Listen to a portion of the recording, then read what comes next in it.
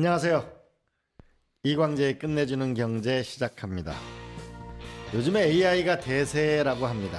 그런데 바로 뒤따라 붙는 단어들이 있는데요. 전기, 데이터 센터. AI는 전기를 먹고 자란다 라는 얘기가 있습니다. 과연 전기를 어디서 만들 것인지, 데이터 센터를 어디다 둘 것인지가 세계적인 논쟁인데요. 드디어 또 세상을 놀랄 만한 뉴스가 생겼습니다. 바로 우주에다가 데이터 센터를 둔다는 미국 기업의 발표입니다. 오늘은 과연 우주에 드는 데이터 센터는 가능한 것인지, 한계는 무엇인지 짚어보도록 하겠습니다. 오늘도 슬로우 뉴스에 20만 구독자가 빨리 되길 바라면서 이정환 대표 나오셨습니다. 안녕하세요. 데이터 센터를 우주에 띄운다. 이건 SF 영화에 나오는 얘기인데 이게 현실성이 있는 건가요? 사실 이미 상당 부분 기술이 진행이 돼 있고요. 그림 한번 띄워주세요. 이게 사실 그러니까 워낙 데이터 센터 비용이 비싸기 때문에 이 정도 비용이면 우주로 띄워보면 하겠다라는 이제 아이디어들이 최근에 나오고 있는 거고요. 자, 제목을 이렇게 뽑아봤습니다. 중력 탈출, 지구의 한계를 넘어서 이 궤도로 향한다라는 건데요.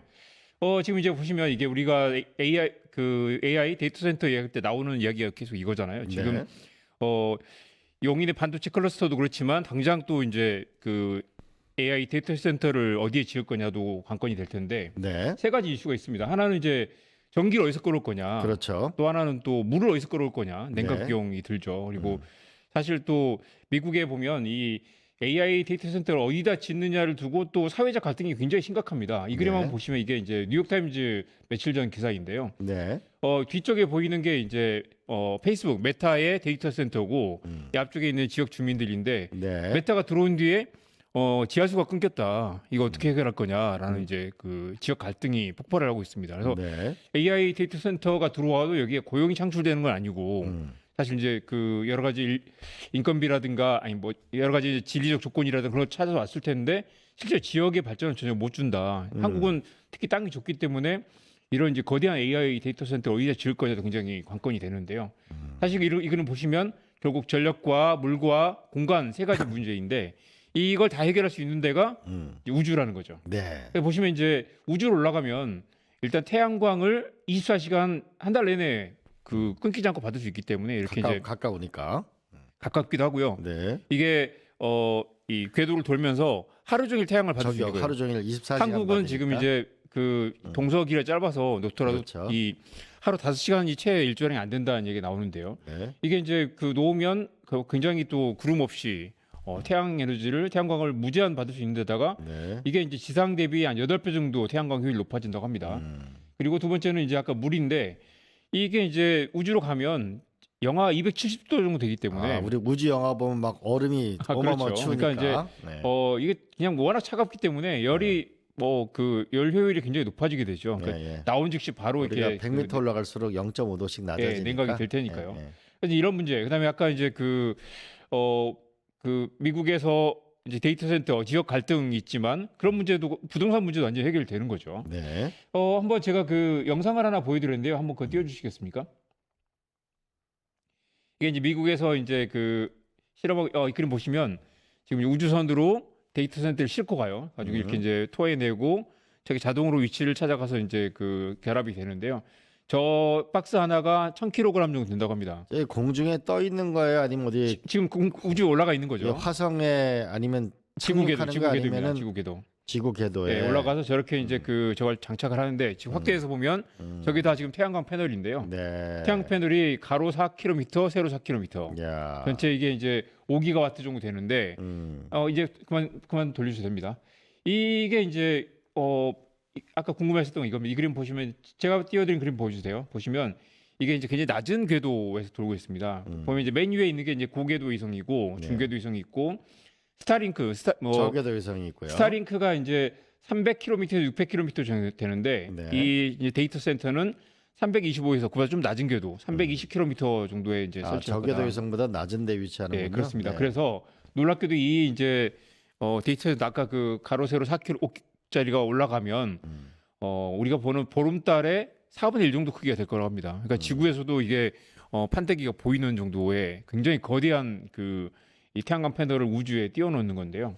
이게 이제 과거에는 뭐 SF 같은 이야기지만 이게 이제 가능한 시대가 됐다. 그리고 지금 그 일론 머스크의 스페이스 X만 해도 위성을 벌써 3,000개 정도 쏘아 올리고 있고 몇천 개를 더 쏜다고 하고 있고요. 3,000개 더 되죠. 예. 몇만 개 쏘았죠. 지금. 예, 중국은 이걸 이제 뭐 10만 개 단위로 이렇게 네. 위성을 쏘아 올린다고 해서 사실 이 우주 공간에는 이제 점유권이 없기 때문에 이 계속 쏘아 올리는 상황입니다. 근데 이제 그보다 좀 낮은 궤도에 이런 데이터 센터 올린다. 물론 이제 이 스타링크 위성보다는 훨씬 더 규모가 크고요. 그리고 이걸 이 가로 4km, 세로 4km를 우주 공간에 펼친다는 건 굉장히 기술적으로 복잡한 문제이긴 합니다. 근데 데이터 센터가 왜 이렇게 그 전기를 도대체 얼마나 먹길래 이렇게 지금 이 전기를 되는 사실 지금 전 세계 지구에서 쓰는 전기 1.5% 정도를 데이터 센터 쓰고 있는데 이게 이제 3%까지 2배 정도 늘어날 거라고 하죠. 네. 이 그림도 한번 보여주십시오. 이게 이제 전 세계 이제 데이터 센터의 규모인데요. 지금 이제 작년 기준으로 2025년 기준 한 60에서 70 정도 기가와트 정도 되는데요. 이게 이제 2030년까지 거의 2배, 3배 이상 늘어날 거라고 네. 어마어마한 속도로 지금 데이터 센터가 늘어나고 있는 상황입니다. 네. 그리고 이게 이제 하루에 우리가 만들어지는 데이터 양이 3억 2천만 테라바이트 정도. 그러니까 어마어마한 속도로 이제 어마어마하군요. 도서관 수천 개 이제 그 데이터를 날마다 만들어내고 있는데 이걸 이제 그 저장 공간이 싸지기 때문에 계속 이걸 저장을 하고 이걸 학습을 하면서 사실 기하급수적으로 비용이 늘어나는 상황이고요. 네. 아까 말씀하신 거 보면 이제 데이터 센터 전력 수요가 앞으로 4년 동안 165% 늘어날 거고요. 이 데이터 센터 용량은 60에서 92 정도까지 이것도 1.5배 정도 늘어나고 네. 연평균 17%씩 꾸준히 이게 계속 성장하는 데이터 센터 성장할 거다라는 네. 거고요. 이게 이제 전 세계 데이터 센터 그 비중을 나타내 봤는데요. 미국이 5,300개 정도 되고 아직 중국은 크진 않습니다. 중국은 400개 정도 되고요. 네. 이 그림을 보시면 이게 더 명확할 텐데요. 이게 미국이 그러니까 5,000개가 넘고 중국이 한 4,000개 정도 되고 한국은 이 지난해 11월 기준으로 보니까 한 50개 채 안 됩니다. 그래서 이제 이게 사실 어마어마하게 격차가 어마어마한 격차가 크죠. 차이겠네요. 그리고 네. 미국은 아무튼 이제 그 지금 빅테크 기업들이 다 미국에 있기 때문에 미국이 결국은 루트 서버에 한 우리의 한 100배 있는 거죠. 그렇습니다. 그렇습니다. 그리고 이게 이제 뭐 아마존, 구글, 뭐 페이스북 그다음에 이제 오픈 AI까지 이런 계속 빅테크가 늘어나고 있기 때문에 근데 이 빅테크들이 지난번에 그 엔비디아와 오픈 AI가 한국에 와서 잇따라 제안을 했던 건 한국에도 데이터 센터를 짓자. 네. 데이터 센터를 전 세계에 분산시켜 놓는 그런 이제 그 구조로 가기 때문에 알겠습니다. 한국에도 이제 늘어나게 될 겁니다. 근데 이게 결국 우주로 보내면 유지 비용은 어떻게 비용이 어떻게 되죠? 유지 비용이 이 그림도 한번 보여주십시오. 어마어마하게 비용이 음. 많이 들긴 하죠. 그런데 보시면 이게 파란색이 지상이고요. 노란색이 이제 우주에 설치하는 비용인데 그러니까 사실은 지금 이제 지상에도 워낙 비용이 많이 들죠. 맨 왼쪽이 초기 투자, 가운데가 전력, 오른쪽이 냉각 비용인데 말씀드렸는데 우주에서는 냉각 비용은 전혀 안 들죠. 0이고 네.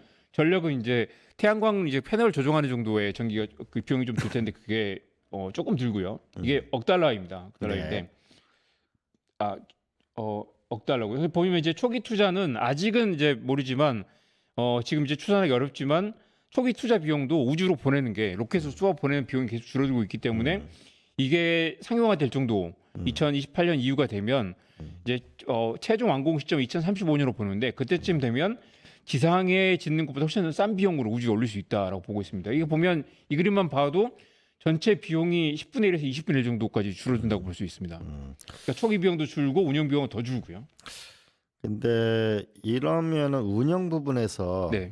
이게 4km면은 엄청난 사이즈인데 아, 맞습니다. 이게 만약에 어떤 타겟팅을 당하거나 네. 고장 나면은 이거는 지구에 엄청난 재앙이 오잖아요. 그렇습니다. 그리고 이게 사실은 그 태양광 이런 부품들이란 게 데이터 센터라는 게 사용 연한이 5년 정도밖에 안 되기 때문에 5년이 지나면 다시 이걸 또 다시 바꿔줘야 된다는 거죠. 그리고 우주에 있다 보니까 고장이 나면 이걸 통째로 다 갈거나 아니면 뭐 이 재앙 고장이 나면 완전히 그 통신이 끊기는 뭐 어마어마한 사태가 벌어질 수도 있어서 그 부분이 좀 문제가 되고요. 그리고 타임 딜레이가 한 이제 500 밀리 마이크로세크 정도 된다고 하는데 이게 뭐 그런 건 충분히 기술적으로 해결할 수 있다고 하고요. 이 그림도 한번 보여주십시오. 이게 이제 지금은 이제 그 우리 스페이스X가 로켓을 쏘아보낸 비용 많이 줄였다고 하지만 이게 이제 비용을 훨씬 더 줄여야 된다. 지금 그래서 이제 1kg을 싣고 가는데 한 $2,000 정도 비용이 드는데 이 아까 보셨다시피 뭐 몇 톤 단위가 되기 때문에 비용이 어마어마하죠. 이걸 비용을 이제 한 10분의 1 정도로 그 일론 머스크는 낮출 수 있다고 하고 있습니다. 그렇게 되면 사실 지금 이제 뭐 화성 이주도 나오고 뭐 우주에 뭐 여러 가지 달 착륙 기지를 만든다고 하기 때문에 계속해서 이제 더 무거운 중량들을 우주로 싣고 가는 기술들이 늘어나고 있기 때문에 사실 올리는 거 문제 안 된다. 네, 말씀하신 것처럼 우주에서 이걸 작동할 것이냐, 그리고 우주에서 사고 위험, 그다음에 우주에서 이렇게 관리 유지 보수 비용을 감당할 수 있느냐인데 사실 우리 지금 기술 발전 속도를 보면 이게 벌써 지금 9년 뒤까지 나올 기술들은 충분히 이걸 해결할 수 있다라는 얘기가 나옵니다. 알겠습니다. 결국 이제 또 하나의 AI의 기술 전쟁이 이제 우주로까지 확대되는 양상이네요. 그럼 네. 미중의 우주 전쟁 양상은 어떻게 되고 있나요? 지금 보시면 이제 그런 이제 그 아까 말씀드린 이제 우주 데이터 센터도 구글하고 스페이스X 그다음에 스타클라우드라고 엔비디아가 투자하는 그 이제 여러 플레이어들이 지금 이미 진출하고 있고요. 또 이제 미국과 중국의 경쟁도 굉장히 심한데요. 이 그림을 한번 보여주십시오. 지금 미국은 이제 아르테미스 2호를 유인 이제 달 궤도 비용한다고 하고요. 올해 지금 나온 그 계획들입니다. 한국도 이제 그 올해 봄 4월이나 5월쯤에 이 누리호 5호를 발사하고요. 중국은 창어 7호라고 해서 아예 달의 남극에 착륙해서 이제 조사를 하는 프로젝트를 8월에 진행하고 있고요. 일본이 또 MMX라고 해서 화성 탐사선을 또 보냅니다. 그래서 이제 세계적으로 이 비용이 많긴 하지만 자 여기에 이제 자원 히토리를 비롯해서 자원 개발이라든가 어마어마한 형태의 또 그 기회가 많다고 보기 때문에 또 올해 6월에는 그 스페이스X를 또 IPO를 할 건데요. 이게 아람코에 이어서 세계 그 IPO 역사의 최고 기록을 깰 수 있을 거다라는 그런 기대도 나옵니다. 이게 네. 스페이스X가 결국 이제 미국 그 정부 자금도 받기도 하지만 이 위성을 실어 날라주는 그런 이제 위성 서비스 같은 것들로 배달 서비스 같은 걸로 어마어마하게 돈을 벌고 있죠. 그래서 이 시장이 훨씬 더 커질 거다라는 얘기가 나옵니다. 그럼 우리 기회는 뭐가 있을까요? 한국도 사실은 지금까지는 그 추격자였는데 네. 한국의 기회. 이 그림도 한번 보여주십시오. 2032년까지 독자 기술로 달 착륙선을 발사하겠다라는 게 이재명 정부의 목표고요. 2045년까지는 우리도 화성 착륙하는 그런 프로젝트를 만들어 본다. 그리고 세계 우주 산업의 10%까지 비중을 차지한다. 여러분 이 말씀 드리면 약간 황당하다는 이야기로 들으시겠지만 최근 그 빅테크 상황들, 기술 개발 상황을 보면 충분히 가능할 수도 있겠다는 생각이 드는데요. 어제 보셔서 아시겠지만 우리 그 SK 하이닉스가 영업이익률이 49%를 찍었습니다. 그리고 올해 이 100조 이익을 내는 전 세계 4개 기업, 지금 4개 기업밖에 없는데 한국의 2기업이 거기 100조 클럽에 들어갈 거라서 이렇게 되면 사실 이제 굉장히 그 기업들이 총알을 많이 갖게 되고 새로 첨단 산업에 투자할 수 있는 여력이 많이 생기기 때문에 여기에서 새로운 엄청난 기회가 생겨날 수 있다. 그래서 이 상상력을 좀 더 크게 가져갈 필요 있다는 이야기가 나옵니다. 네. AI 시대 전기와 데이터 센터는 반드시 필요한 것입니다. 그럼 우주로 가는 길도 한번 열어보고 그 조금 전에 보면은 결국 전기하고 그 냉각이 필요하다는 거 아닙니까? 네네. 그러면은 한국에 있는 발전소, LNG 발전소를 보게 되면 지금 이 송전선이 없어가지고 몇천억 적자 나는 발전소가 있는데 그 인근에 데이터 센터를 두고 그리고 거기 마이너스 160도짜리가 냉열이 있으니까 거기를 함께 활용하는 거, 지상 우주 함께 전략을 쓰면 좋을 거라고 생각이 드네요. 제가 그 기술 뭐 맹신론자는 아닌데 사실 기술의 발전이 많은 걸 해결해 줄 수도 있겠다. 그리고 우리 또 뭐 좀 다른 이야기지만 주가가 오르니까 국민연금의 그 소진 시점이 또 늦춰지기도 했잖아요. 그리고 기술이 발전하면 기후 변화라든가 온난화 문제를 해결할 수 있다라는 그런 기대도 많이 있고요. 빌 게이츠 같은 사람도 그렇게 얘기를 하죠. 그리고 한국이 또 우주 산업에 많이 뒤처져 있긴 하지만 사실 중국과 미국의 경쟁에서 또 이렇게 우리가 또 이 밸류 체인을 만들 수 있는 그런 부분이 많이 있어서 냉각 기술이라든가 우주 산업에서도 한국이 할 수 있는 여러 가지 그 이 사이드의 그 산업들이 많이 있기 때문에 계속해서 새로운 기회를 찾는 그런 노력이 필요할 것 같습니다. 네, 이제 그 끝을 맺겠는데 여러분 기술공화국이라는 책을 한번 사서 팔란티어를 다룬 책이죠. 보시기 바랍니다. 그러면 기술의 진화와 기술의 진화가 인간의 삶을 어떻게 긍정적으로 바꾸어야 하는지 우리가 인사이트를 얻을 수 있는 책이라 봅니다.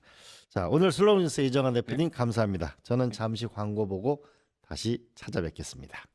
유튜브 구독하고 실시간 채팅과 댓글을 남기시면 매일매일 7,000 TTCO를 드립니다. 참여 방법은 통통물 어플을 다운로드하고 회원가입과 로그인을 해주세요. 마이페이지에서 나의 회원 고유 번호를 복사해주세요.